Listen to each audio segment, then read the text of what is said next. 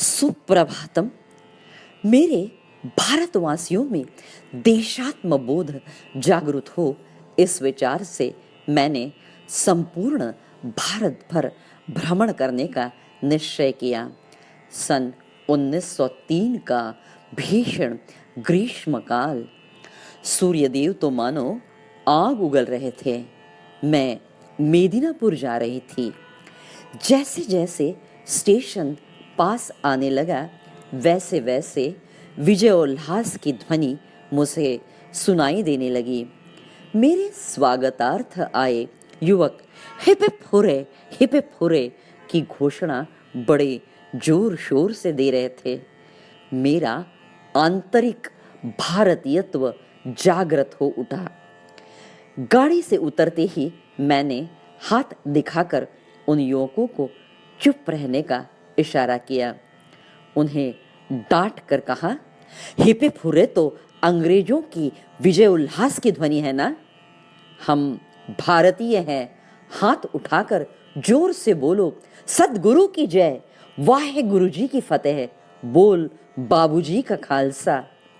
मेरा स्वागत करने हेतु आए नवयुवक ही नहीं, स्टेशन पर उपस्थित सभी ने मेरे स्वर में स्वर मिलाकर हाथ उठाकर 3 बार जोर से घोषणा दी, वाहे गुरु जी की फतेह। पूरा स्टेशन घोषणाओं से गूंज उठा।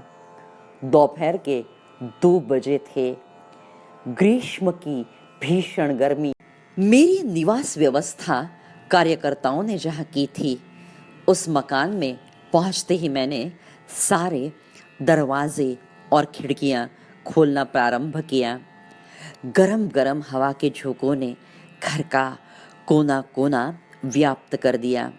गद्दी को हटाकर मैंने फर्श पर अपनी छोटी चटाई बिछा दी और उस पर एक तलम वस्त्र डाल दिया और शीघ्रता से लेखन कार्य करना प्रारंभ किया।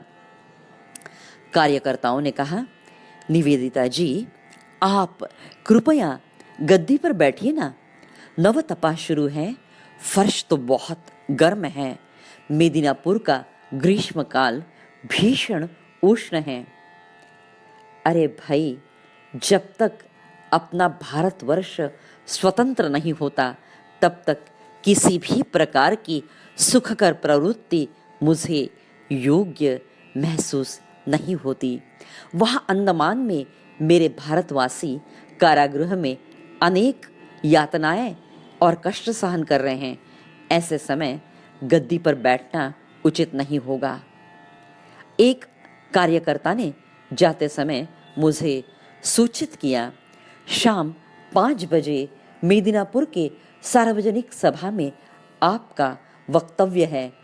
सार्वजनिक सभा में काफी मात्रा में नवयुवक उपस्थित थे, किंतु मेरे वक्तृत्व की समाप्ति के पूर्व ही अधिकांश नवयुवकों ने सभा से प्रस्थान कर दिया।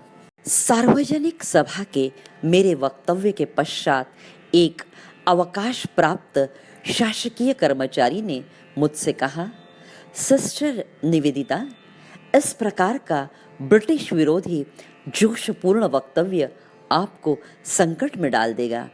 मैंने भी उन्हें फटकार लगाकर कहा, महोदय, भारत मेरी मातृभूमि है, कर्मभूमि है। भारत माता ही मेरी और मेरे गुरुदेव की इष्ट देव है।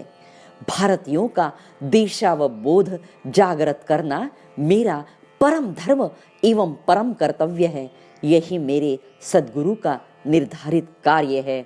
मेरे नस नस में भारतीय स्वाधीनता प्रेम की धारा प्रवाहित हो रही है। जो लोग डरते हैं, उनके लिए मेरा भाषण नहीं। डरपोक युवक मेरी सभा में ना आए तो ही अच्छा। अभय के स्थायी भाव का मैं निरंतर जाप करती हूँ। मेदिनीपुर के 5 दिवसीय व्याख्यानमाला में संख्या तो जरूर कम थी, किंतु उपस्थित नवयुवकों में राष्ट्रभक्ति की चेतना जागृत करने का मेरा प्रयोग सफल रहा। नवयुवकों में बलोपासना की चाह निर्माण करने हेतु मैंने अखाड़े का भी उद्घाटन किया।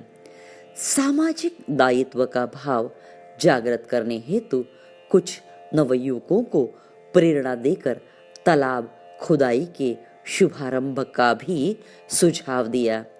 इस अभिनव उपक्रम को अभूतपूर्व ऐसा प्रतिसाद मिला। कुछ उत्साही नवयुवतियां मुझसे मिलने आई। मैंने तो उन्हें बंदूक चलाना भी सिखाया। उनका उत्साह देखकर मुझे विशेष आनंद हुआ। वनिताओं के सहभाग से ही तो स्वाधीनता आंदोलन गतिमान होगा ना।